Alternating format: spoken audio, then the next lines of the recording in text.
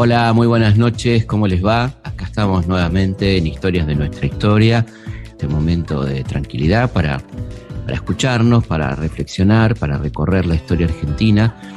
Y en este caso, 200 años de la muerte de uno de los más grandes patriotas de nuestra historia, que fue Martín Miguel de Güemes, de una persona realmente notable, no recordado lo suficiente para mi gusto, con todo lo que ha hecho por la patria. Bueno, vamos a dedicarle esta hora entonces a la memoria del querido Martín Miguel de Güemes.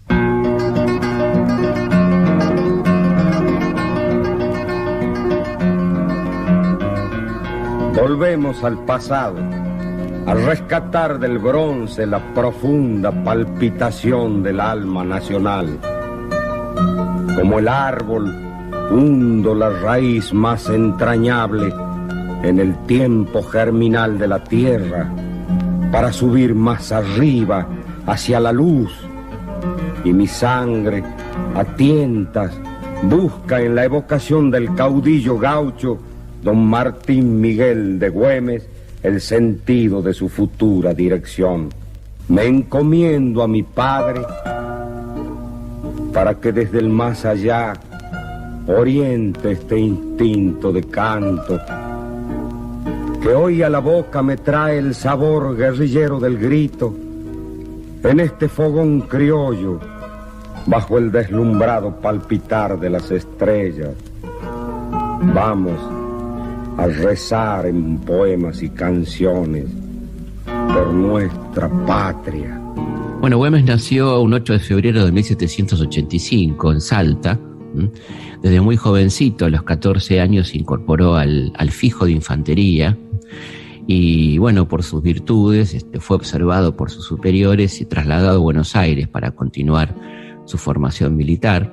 Y ahí participó con estos pocos años de las invasiones inglesas, de la defensa frente a las invasiones inglesas, donde se produce un primer hecho en su vida notable, que es que al frente de una partida de gauchos toma un barco inglés, el Justin, ¿no? ¿Cómo fue posible esto? Bueno, porque una de las frecuentes bajantes del Río de la Plata había dejado empantanado al barco inglés, y entonces se aprovecha la situación y al frente de una caballería gaucha, Güemes toma el barco Justin, un barco muy importante de 21 cañones, y captura a toda la oficialidad y a la tropa de ese barco. Así comienza la vida militar de este muchacho, ¿no? tan intrépido, que por supuesto va a adherir a la Revolución de Mayo y va a comenzar en el norte a conformar un ejército notable, el de los famosos infernales, ¿no? Por un lado por los ponchos que vestían y por otro lado porque les hacían realmente la vida imposible a los españoles, ¿no? La idea era una acción de guerrilla rápida, ¿no? De golpear y sorprender al enemigo, ¿no? Esta es un poco la táctica que va a usar Martín Miguel de Güemes, que va a ser estudiada incluso en muchas academias militares del mundo, ¿no? A partir de esta situación, Güemes pide permiso, ¿no? Solicita permiso, autorización al director Álvarez Thomas para crear un cuerpo fijo, para tener un sostén económico de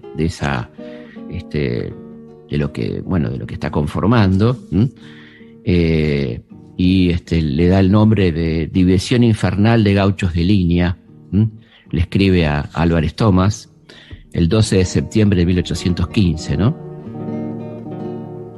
Aquí en esta provincia de Salta tiene vuestra excelencia 4.000 campeones abrazados con el sagrado fuego de la libertad de la patria y altamente entusiasmados con el patriotismo más puro e incorruptible. Están acostumbrados a vencer. Expelieron a los enemigos de esta ciudad y la de Jujuy con la batalla de Puesto Grande. Los obligaron a desocupar las provincias de Potosí y Charcas sin que el ejército auxiliador tuviese la pérdida de un solo soldado o descargase un tiro de fusil. Bueno, a pesar de todas estas palabras tan claras, concretas, el director supremo, muy portuario, Álvarez Thomas, le contesta fríamente: el gobierno no encuentra motivo para crear en Salta un cuerpo de línea, que allí no hace falta. que si consintieran esto arruinaría nuestros escasos fondos con el aumento de oficiales cuando el ejército del Estado tiene su completo y una baja grande de plazas, y que en esta virtud no aprueba la propuesta que hace. Con lo cual, por supuesto, Güemes se las tuvo que arreglar solo y empezar a conformar este ejército popular. Realmente algo conmovedor, ¿no? Cómo se va conformando este ejército de los infernales para lanzar la guerra gaucha. Gaucha, palabra, gaucho, gaucha, palabra que molestaba muchísimo a los directores de Buenos Aires. Un poco antes de Álvarez Tomás Posada ya se había quejado en la Gaceta, donde decía que no le gustaba esa palabra gaucho y que sería mejor reemplazarla por patriotas campesinos. Fíjense en qué se ocupaban los directores supremos de Buenos Aires, ¿no? Por supuesto que es muy interesante el uso de la palabra gaucho por parte de Güemes, porque es como una reivindicación de algo que hasta ese momento era un calificativo negativo, ¿no? Por lo tanto hay una reivindicación del gaucho, la guerra gaucha, todo esto que va haciendo con toda intención don Martín Miguel de Güemes, que va a apoyar decididamente a la independencia, y también la propuesta de Manuel Belgrano de coronar un inca, ¿no? La idea de la monarquía incaica. Fíjense lo que dice Güemes, le dice a Belgrano en una carta: en todos los ángulos de la tierra no se oye más voz que el grito unánime de la venganza y exterminio de nuestros liberticidas. Si estos son los sentimientos generales que nos animan, con cuánta más razón lo serán cuando, restablecida muy en breve la dinastía de los incas, veamos sentado en el trono y antigua corte de Cusco al legítimo sucesor de la corona. Esto decía Güemes, que por supuesto, como ustedes saben, apoyó el proyecto de Belgrano junto con San Martín, pero que fue de alguna manera agochado, rechazado por los diputados porteños, que decían que no podíamos tener un príncipe en hojotas con esta cuestión. Cuando se produce la declaración de independencia, fíjense qué interesante lo que hace Güemes. Dice: a ningún concurrente se le obliga, en oposición a su voluntad, a prestar el juramento dignamente emanado por el soberano Congreso, y cualesquiera que no quisiere celebrarlo se declare, bajo la firme confianza, que empeñada su palabra de honor, al que quisiera aún seguir la dura dominación del rey de España, sus sucesores y metrópoli, sin que se le infiera el menor perjuicio ni en su persona ni intereses, se le franquearán libre pasaporte para su retiro a los dominios de España, ¿no? Si alguien no quiere la independencia, que se vaya, que abandone la zona de acción de Güemes en esta zona tan conflictiva, ¿no? Con la que va a contar con extraordinarios colaboradores, ¿no? Las mujeres que van a servir de espías, los niños, los ancianos, por supuesto la estrecha colaboración con Padilla y Juana Zurduy, ¿no? Que subían y bajaban ahí en esa zona tan tremenda del Alto Perú, las republiquetas, todo este sistema que se establece en la actual Bolivia, en la lucha de primera línea contra el invasor español. Güemes va a seguir peleando de esta manera tan desigual, con proclamas muy encendidas, muy claras, ¿no? Decía: vengan enhorabuena esos imaginarios regimientos de Extremadura, Gerona, Cantabria, húsares y dragones, vengan también cuantos monstruos abortó la España con su rey Fernando a la cabeza. A nada temo, porque he jurado defender la independencia de América y sellarla con mi sangre. Todos estamos dispuestos a morir primero que sufrir por segunda vez una dominación odiosa, tiránica y execrable. Recordemos que ya habían ocurrido algunas cosas muy interesantes, ¿no? Como que el 3 de agosto de 1814 las tropas al mando de Güemes obligaron al jefe realista Joaquín Pezuela a evacuar Salta y ponerse en retirada hacia el Alto Perú.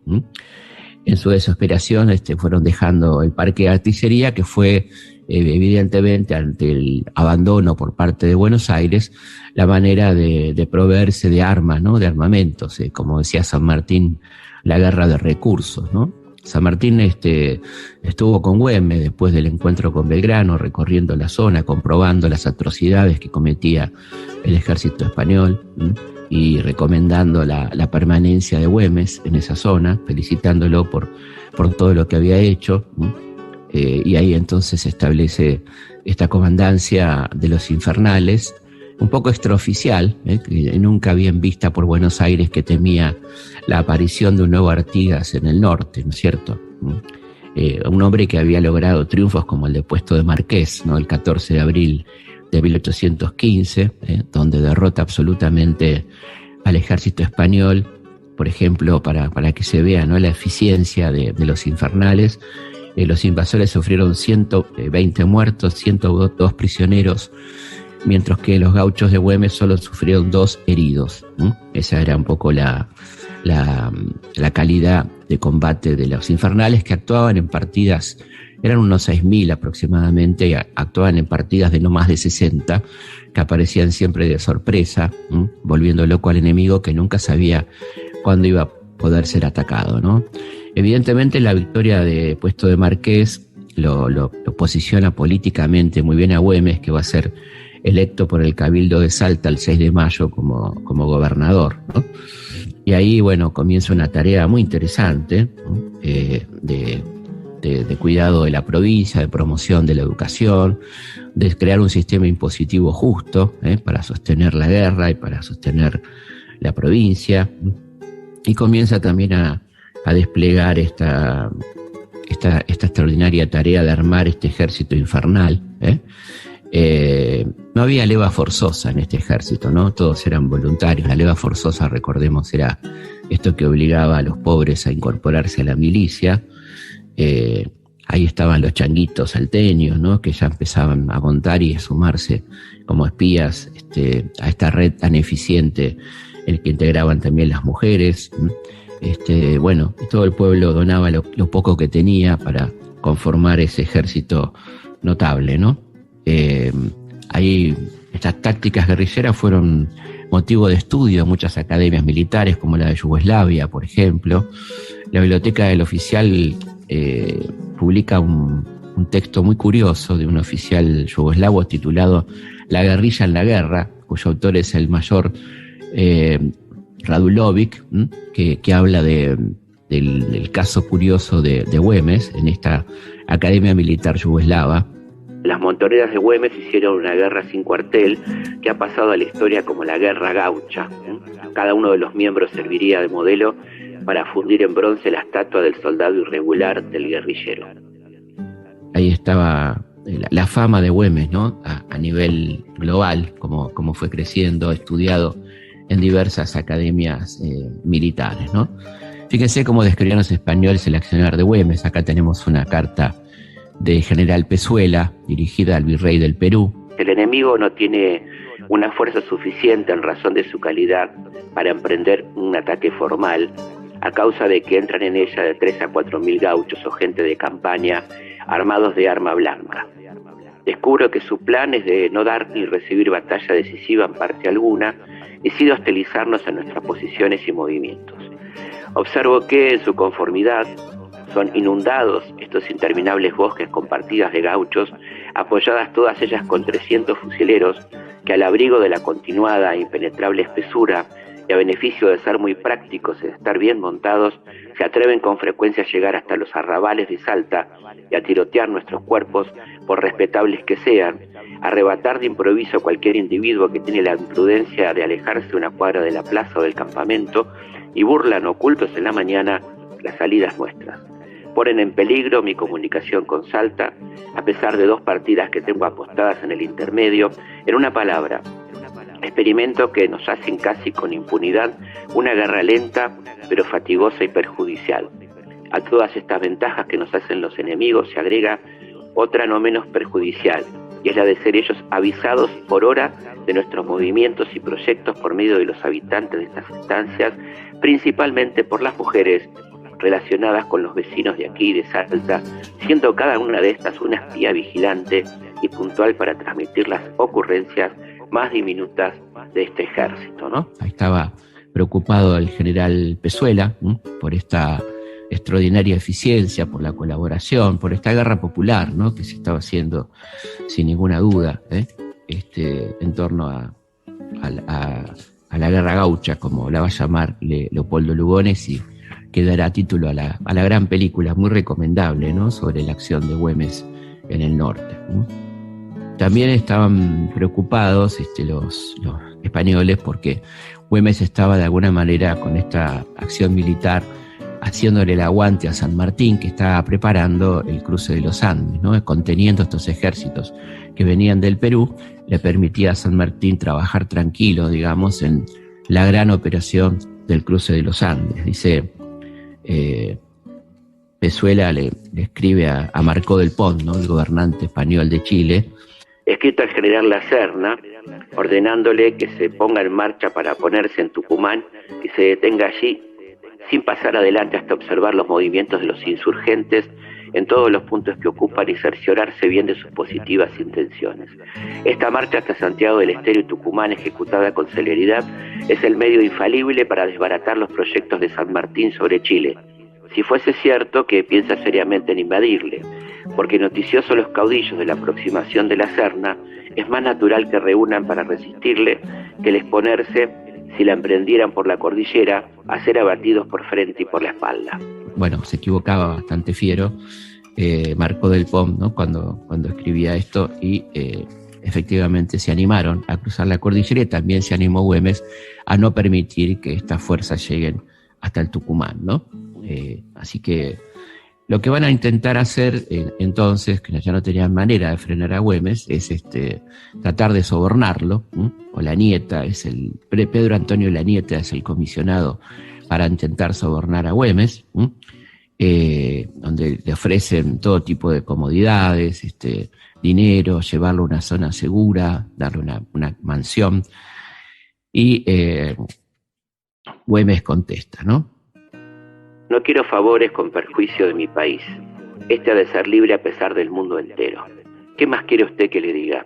Estoy persuadido de que usted delira, y por esta razón no acrimino como debía y podía el atentado escandaloso de seducirme con embustes, patrañas que me suponen tonto. Yo no tengo más que gauchos honrados y valientes. No son asesinos sino de los tiranos que quieren esclavizarnos. Con estos únicamente espero a usted, a su ejército y a cuanto mande España. Convénzase ustedes que jamás lograrán seducir no a oficiales, sino al más infeliz gaucho. En el magnánimo corazón de estos hombres no tiene acogida el interés ni otro premio que su libertad. Por ella pelean con energía que otras veces han acreditado y que ahora más que nunca desplegarán. Ya está usted satisfecho, ya sabe que me obstino y ya sabe también que otra vez no ha de hacerse tan indecente propuesto en oficial de carácter a un americano honrado y a un ciudadano que conoce hasta más allá de la evidencia que el pueblo que quiere ser libre no hay poder humano que lo sujete. Martín Miguel de Güemes. Bueno, ahí estaba entonces respondiendo al intento de soborno, y Güemes responde a este intento de soborno con una proclama de guerra muy clara, donde dice: valientes y guerreros gauchos de Jujuy, tenés de frente a un enemigo tan pérfido como tirano. Convencido de vuestra bravura, busca los medios de la seducción y del engaño para traerlos. El plan que han formado es arrasar esta casta hasta no dejar uno que les haga la guerra. Efectivamente, ¿no? Esto es lo que planteaban los españoles, la idea del exterminio, el pasar por arriba todo lo que se pueda, ¿no? Decía, por ejemplo, el virrey Pezuela: hasta la iglesia, si la tiene que ser quemada y arrasada. Deben las mujeres del pueblo, los viejos hasta los niños, morir degollados. Pues además de ser de la misma vil especie que los actores, tendrían en ellos su castigo los que hayan huido a los montes. Esto decía el virrey del Perú, que matara niños, que matara mujeres, que los degüellen además, ¿no? Esto era poco lo que pretendían los españoles en su salvajismo, y que hacían muchas veces este tipo de matanzas espantosas, ¿no? Por eso es que la guerra gaucha se va a librar hasta el fin, y por eso la popularidad de la guerra, ¿no? Porque toda la gente se sentía amenazada por esta barbarie española sobre aquella zona, ¿no? Güemes a la vez se preocupaba porque encontraba una fuerte resistencia en los sectores pudientes de Salta y Jujuy, que se negaban a colaborar con todo lo que tenían. Sabía que su colaboración era poco entusiasta, como decía, ¿no? Le escribía a su querido compañero y amigo Manuel Belgrano: el patriotismo se ha convertido en egoísmo. Creía que asustando un poco a estos caballeros se ablandarían y me socorrerían, pero me engañé. Hice correr la voz de que los llevaría a la vanguardia y que para quedarse darían alguna cosa para ayuda de los que trabajan, pues con todo este aparato no he conseguido otra cosa que calentarme la cabeza. Se juntó el vecindario en casa del alcalde primer voto y entre todos apenas han dado 4 porquerías con que han auxiliado a 30 gauchos. Y esto dando a uno una camisa, a otro un poncho y a otro un pedazo de jerga vieja. ¿Qué tal? Caballos, unos cuantos, acaso los peores que he podido hallar, de suerte que con dificultad llegarán a Jujuy. A vista de esto, no he de alabar la conducta y la virtud de los gauchos. Ellos trabajan personalmente y no exceptúan ni a uno el solo caballo que tienen, cuando los que reportan ventajas de la revolución no piensan otra cosa que en engrosar sus caudales. Belgrano le contesta: atúrdase usted, en la aduana de Buenos Aires hay depositados efectos cuyo valor pasa de 40 millones de pesos. Vea usted si lográsemos que se extrajeran para el interior. ¿Cómo tendríamos en los fondos del Estado por derechos 5 millones que todo lo adelantarían? Bueno, evidentemente ahí estaba, ¿no? Lo que era poner el pecho frente a la adversidad, sin ningún tipo de apoyo por parte del Estado Nacional. Vamos a una pausa y seguimos en Historia de nuestra historia hablando del querido Martín Miguel de Güemes.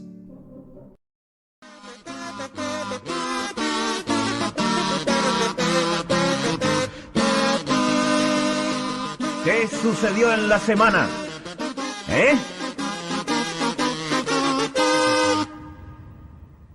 Vamos a ver qué sucedió en la semana del 11 al 17 de junio, la historia. Un 11 de junio de 1580, Juan de Garay refunda la ciudad de Buenos Aires. Recordemos que la primera fundación, llevada adelante por Pedro de Mendoza, termina en un violento fracaso. Así que esta es la verdadera fundación de Buenos Aires, podemos decir, por Garay el 11 de junio de 1580 y bautiza la ciudad como Ciudad de la Santísima Trinidad y Puerto de Buenos Aires. En 1787, un 11 de junio, nace nada más y nada menos que el coronel Manuel Dorrego, un hombre fundamental que estudió en el Colegio de San Carlos, que luego se doctoró en la Universidad de San Felipe en Chile, y que, bueno, participó en las batallas de Salta, de Tucumán, en el Ejército del Norte. Fue un gran gobernador de la provincia de Buenos Aires y termina justamente por ser un gobernador honesto, popular, defensor de las causas nacionales, derrocado por Lavalle y fusilado el 13 de diciembre de 1828.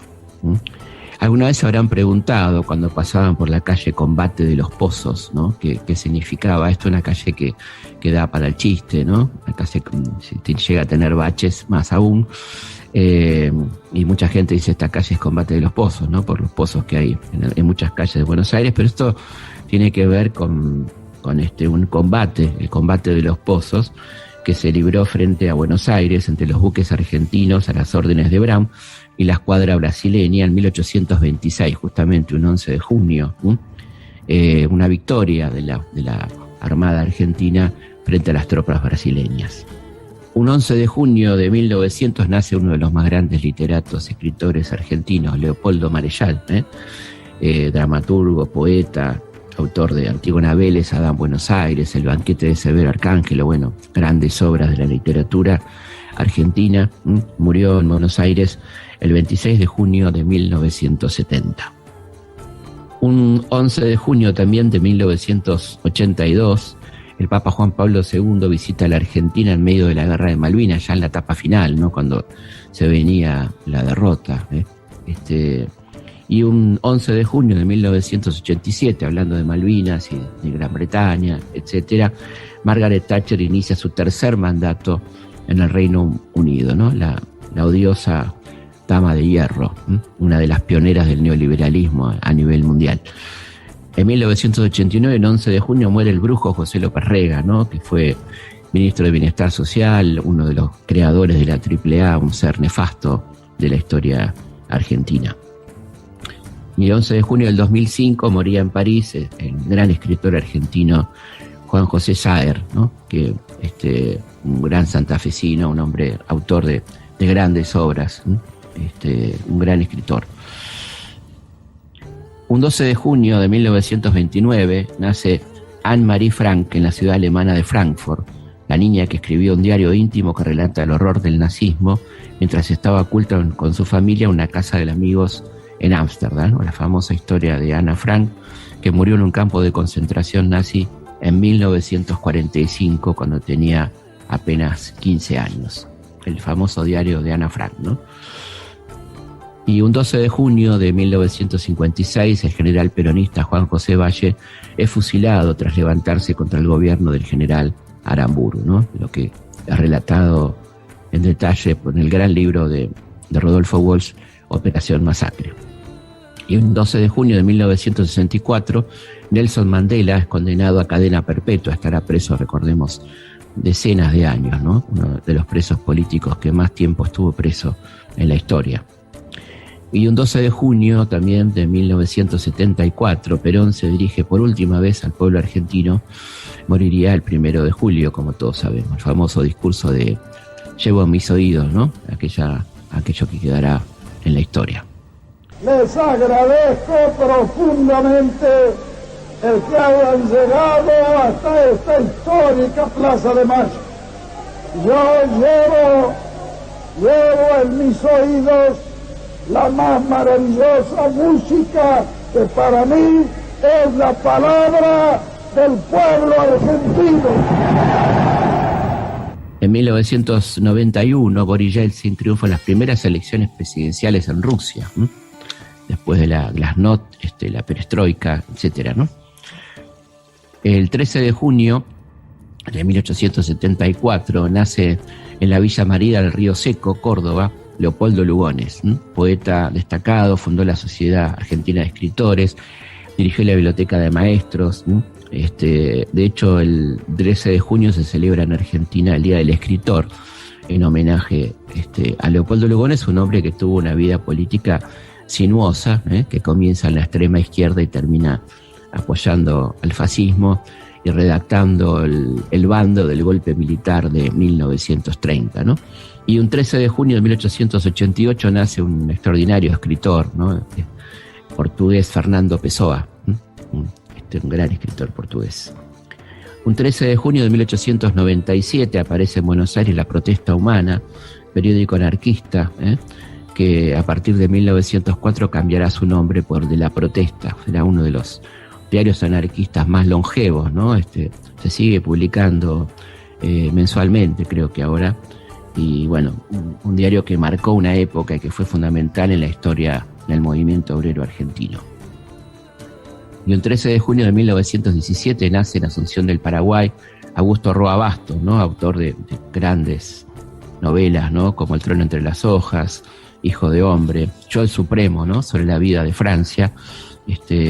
Un gran escritor que ganó el premio Cervantes en 1989 y murió en Paraguay el 26 de abril del 2005. Y un 13 de junio de 1967 se inaugura en Buenos Aires el Planetario, este edificio tan particular, tan interesante, que vale la pena visitar cuando se pueda. Vale la pena, ¿no? Ir al Planetario a ver alguna exhibición realmente interesantísima. Un 14 de junio de 1928 nace en Rosario, provincia de Santa Fe, Ernesto Guevara, más conocido como el Che, médico revolucionario, bueno, una figura central del siglo XX. Aprendimos a quererte desde la histórica altura. El mensaje de la Revolución Cubana tiene ese significado porque por su propia gravitación el imperialismo no puede hacer sino reformas muy tibias que no llegan al fondo del asunto.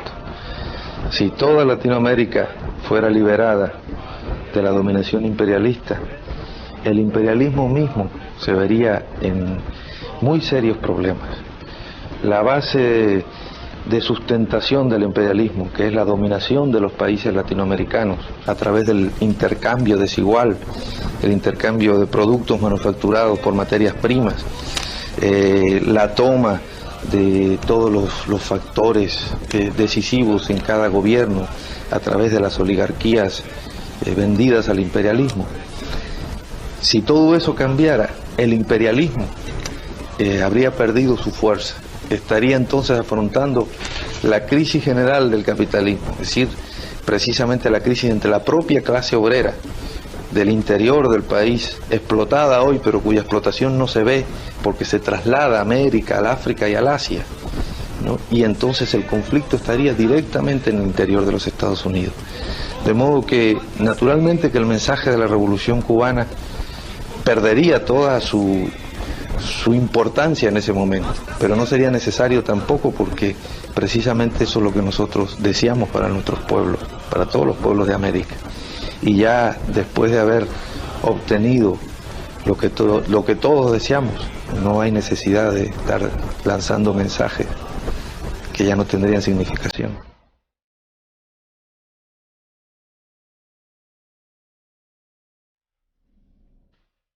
Y un 14 de junio, como olvidarlo, de 1982, el ejército argentino se rinde en Puerto Argentino, dando fin a la Guerra de Malvinas. Recordemos que Galtieri se resistía a esta rendición y decía que había que seguir peleando hasta perder las 2/3 partes de las tropas, una cuestión demencial. Afortunadamente esto no ocurrió, pero bueno, fue un día muy triste, muy violento en Buenos Aires cuando se anunció la rendición. Y evidentemente el humor social había cambiado mucho de aquel apoyo inicial a la guerra al conocerse lo que estaba pasando y cómo nos habían mentido durante todo ese conflicto.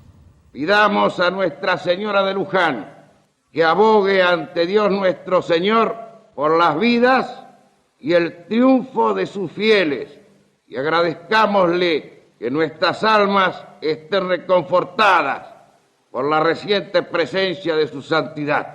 La dignidad y el porvenir son nuestros, y ellos nos darán la paz y la victoria. También un 14 de junio de 1985, Juan Vital Zurril anuncia el Plan Austral, aquel plan económico que implicaba también un cambio de moneda. A los argentinos, hoy el gobierno se dirige a ustedes para que se sumen a la gran empresa que comienza. El fin de la inflación es el requisito necesario para reconstruir el país, para hacer de él una sociedad próspera y solidaria, capaz de preservar su autonomía nacional. Un país con una economía vacilante y desbordada por la inflación es un país que no puede defender sus intereses nacionales y no puede hacer valer sus justas demandas por un orden internacional más equitativo, donde los pueblos de América Latina tengan derecho al desarrollo y la modernización. Y un 14 de junio de 1986 muere en Ginebra Jorge Luis Borges, ¿no? Uno de los más destacados poetas, escritores y ensayistas de la Argentina, con obras como Fervor de Buenos Aires, Inquisiciones, Historia Universal de la Infamia, Ficciones, El Aleph, bueno, infinidad de cuentos extraordinarios, ¿no? Los de Borges. Ajedrez.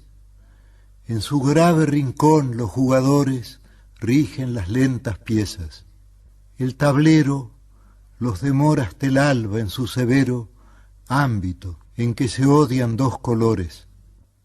Adentro irradian mágicos rigores las formas, torre homérica, ligero, caballo, armada reina, rey postrero, oblicuo alfil y peones agresores.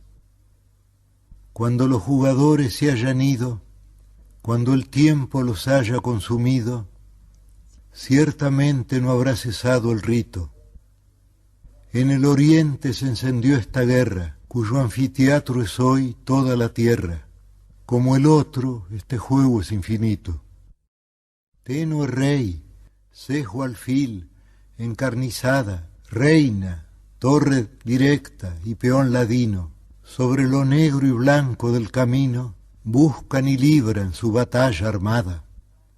No saben que la mano señalada del jugador gobierna su destino, no saben que un rigor adamantino sujeta su albedrío y su jornada.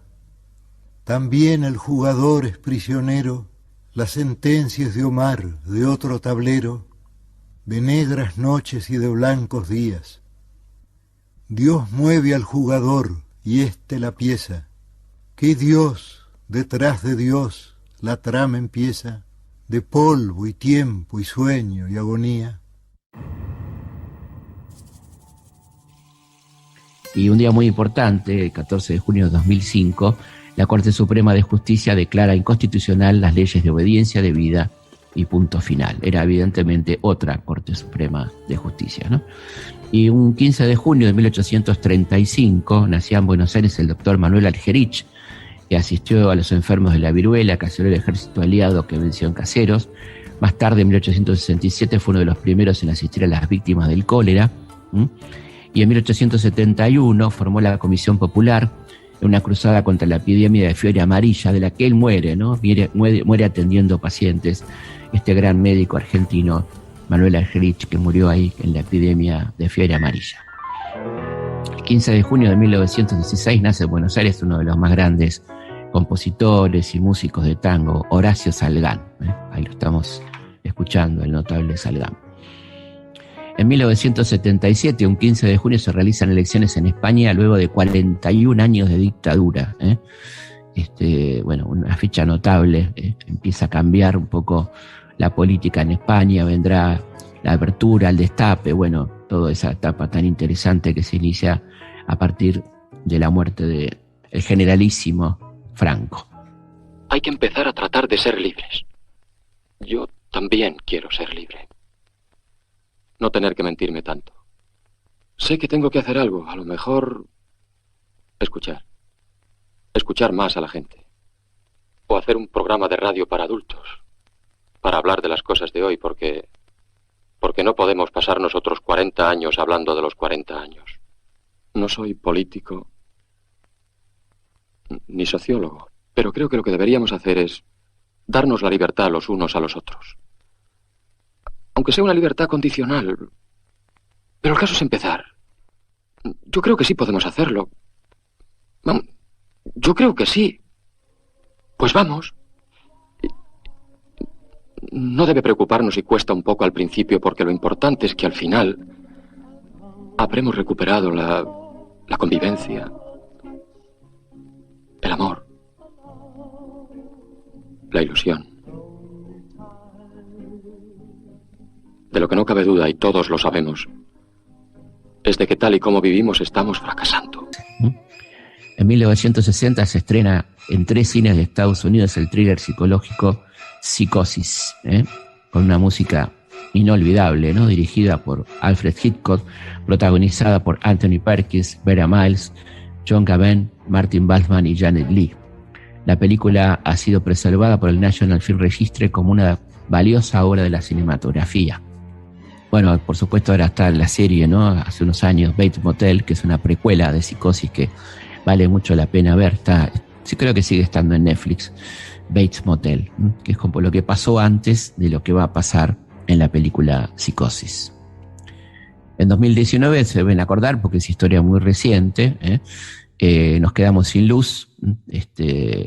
Todo el país, menos Tierra del Fuego, se quedó sin luz por una falla técnica, que fue además un día del padre. La gente no podía saludarse, bueno, un bajón, me acuerdo. El 17 de junio de 1821 fallece en la localidad salteña de Cañada de la Horqueta a los 36 años, fíjense qué joven, ¿no? El militar político argentino Martín Miguel de Güemes, del que estamos hablando en el día de hoy. Un 17 de junio también, pero de 1976, muere asesinado por las fuerzas represivas de la dictadura en Mendoza el escritor, periodista y poeta Francisco Paco Urondo, que había militado en la FARC y en Montonero. Fue director general de Cultura de la provincia de Santa Fe, director del Departamento de Letras de la Facultad de Filosofía y Letras de la Universidad de Buenos Aires, y había nacido en Santa Fe el 10 de enero de 1930. Pasaré desapercibido, con falsa humildad, como la Cenicienta, aunque algunos me recuerden con cariño o descubra mi zapatito y también vayan muriendo.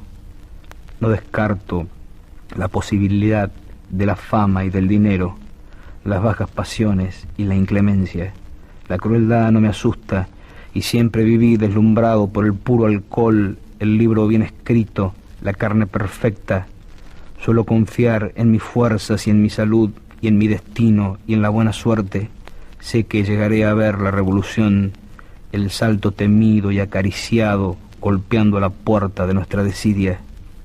Estoy seguro de llegar a vivir en el corazón de una palabra, compartir este calor, esta fatalidad que quieta no sirve y se corrompe, poder hablar y escuchar la luz y el calor de la piel amada y enemiga y cercana, tocar el sueño y la impureza, nacer con cada temblor gastado en la huida, tropiezos heridos de muerte, esperanza y dolor y cansancio y ganas, estar hablando, sostener esta victoria, este puño, saludar, despedirme, sin jactancias, puedo decir que la vida es lo mejor que conozco. Historias de nuestra historia, con Felipe Piña, por Nacional, la radio pública. Bueno, a pesar de la situación dramática en la que se encontraba la provincia de Salta y el ejército infernal, al enterarse Güemes de que San Martín está preparando la campaña al Perú y que le está siendo retaseada la ayuda por parte del gobierno central, le envía lo siguiente. Dice: a relación de todo lo que a los 12 días de recibido el oficio del señor San Martín estaba pronto para la expedición al Perú, de solo la provincia de mi mando, o sea, la provincia de Salta, ¿no? 2.000 hombres de línea, 2.000 mulas de sillas, 1.500 caballos, 500 mulas de arrío, 1.400 burros de carga, 200 arrobas de galletas, 1.500 cabezas de ganado vacuno y lanar.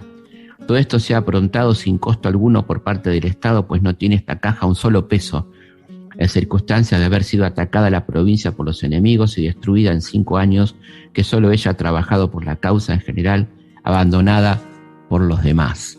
Fíjense qué impresionante, ¿no? Cosa que tampoco se nos cuenta, cómo aportó la provincia de Salta a través de Güemes para la campaña al Perú. Mientras que Buenos Aires, rica, como decía Belgrano, desbordante de dinero en la aduana, le retaseaba la ayuda a San Martín para culminar la tarea emprendida de terminar con el reinado español en América.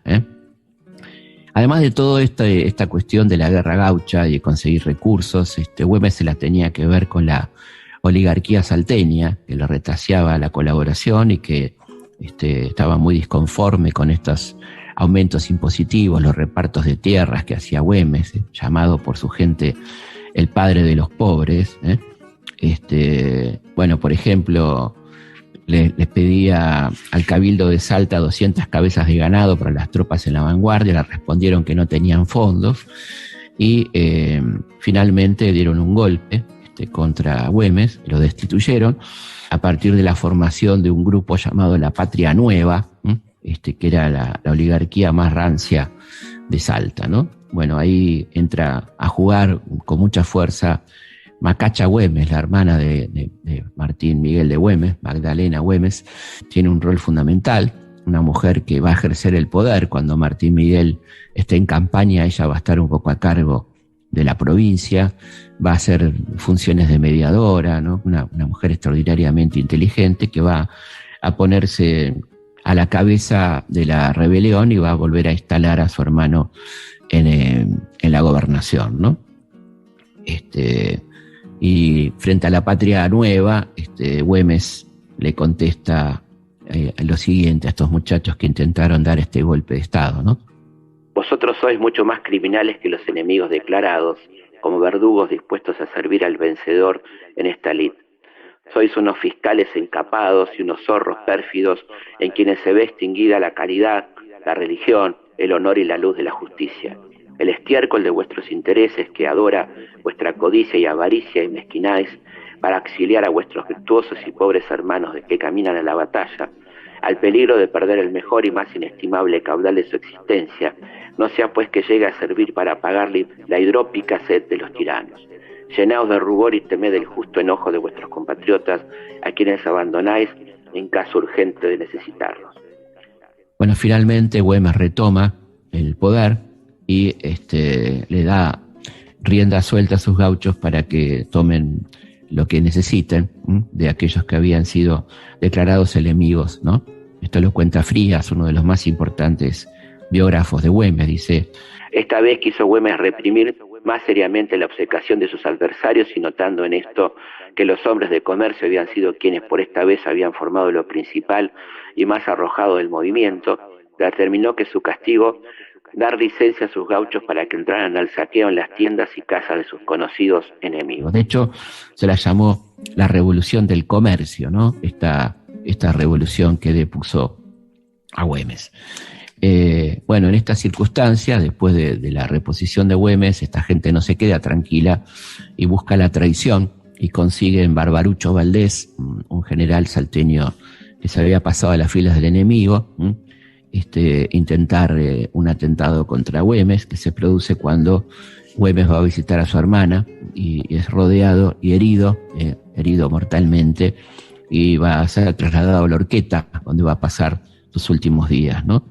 Esto lo cuenta Vitt, su lugarteniente. Nosotros estábamos acampados a una legua más o menos de Salta, organizando las fuerzas de la provincia para marchar al encuentro del enemigo, cuando el general Güemes tuvo la fatal idea de ir durante la noche, escoltado por algunos hombres de caballería, a la ciudad, a objeto de tomar allí personalmente algunas disposiciones. Había echado pie a tierra cuando a medianoche la infantería española, desembocando por una quebrada, entró a Salta, cubriendo inmediatamente todas las salidas y no dando tiempo al general Güemes sino a montar a caballo para atravesar 2 pelotones de infantería que ocupaban las bocacalles. Pasó por sobre el cuerpo de infantes, pero recibió un balazo. Ahí va a pasar sus últimos días Güemes.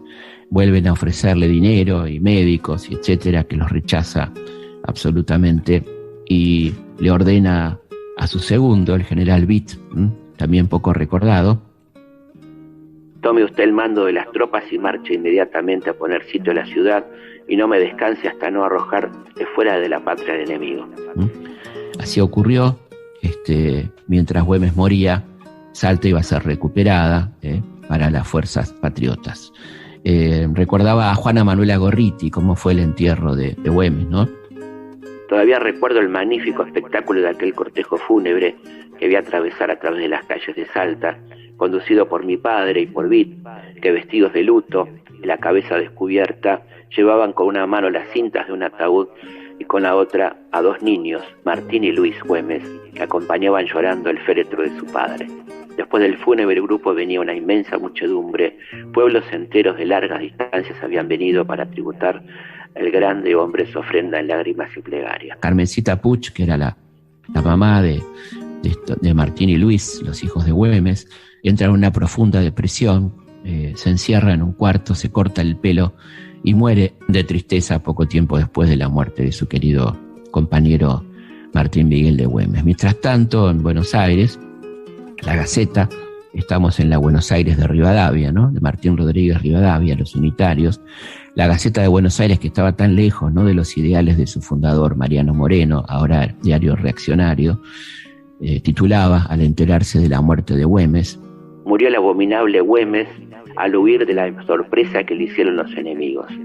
Ya tenemos un cacique menos. Esto decía el diario unitario rivadaviano La Gaceta al enterarse de la muerte de Martín Miguel de Güemes. Quizá por eso también es tan importante recordar a este extraordinario patriota, Martín Miguel de Güemes, a 200 años de su muerte. Bueno, estamos llegando al final de este programa. Espero que lo hayan disfrutado y que hayan conocido un poquito más a este extraordinario patriota, el querido Martín Miguel de Güemes. Nos volvemos a encontrar como siempre aquí en Historias de Nuestra Historia. Hasta la próxima. Historias de Nuestra Historia. Allá va ese Martín Güemes, barba florida y entera.